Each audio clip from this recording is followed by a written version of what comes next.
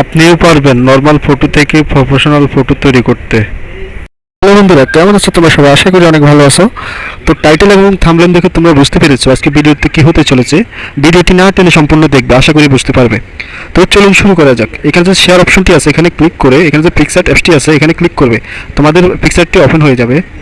Open হয়ে যাওয়ার পর ফটোটি এখানে শো করবে। শো করার পর এমন একটি টেক্সট আজকে তোমাদেরকে দেখাবো খুবই সহজে। তো চলুন শুরু করা যাক। তো এখানে ইফেক্ট যে অপশনটি আছে ইফেক্টে প্রথমে ক্লিক করবে।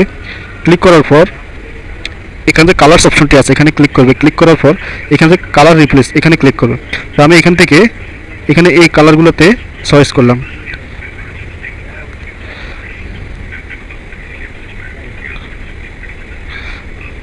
তো তোমরা যদি ফটোটি এভাবে এডিট করতে চাও তো তোমাদের মতো করে এখানে করে দিতে পারবে। তো দ্বিতীয়টি হচ্ছে এখানে যে ইফেক্ট অপশনটি আছে এখানে ক্লিক করবে। ক্লিক করার পর এখানে যে ব্লার অপশনটি আছে এখানে ক্লিক করে বিজি ব্লার এখানে ক্লিক করবে। তো একটু অপেক্ষা করুন বন্ধুরা, সহজে এটাকে ব্লার করে দিবে।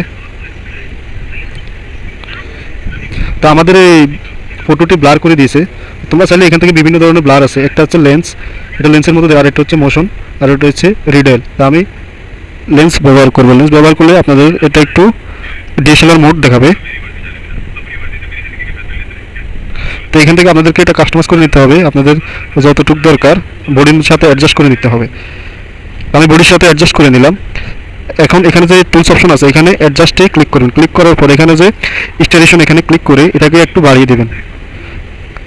তো বন্ধুরা আমাদের ফটোটি হয়ে গেছে, আমাদের ফটোটি ছিল এটা, এখন হয়েছে এটা। তোমরা চাইলে এইভাবে ফটো এডিটিং করতে পারো। তো আজকে ভিডিওটি এই পর্যন্ত, সবাই ভালো থাকবে, ধন্যবাদ।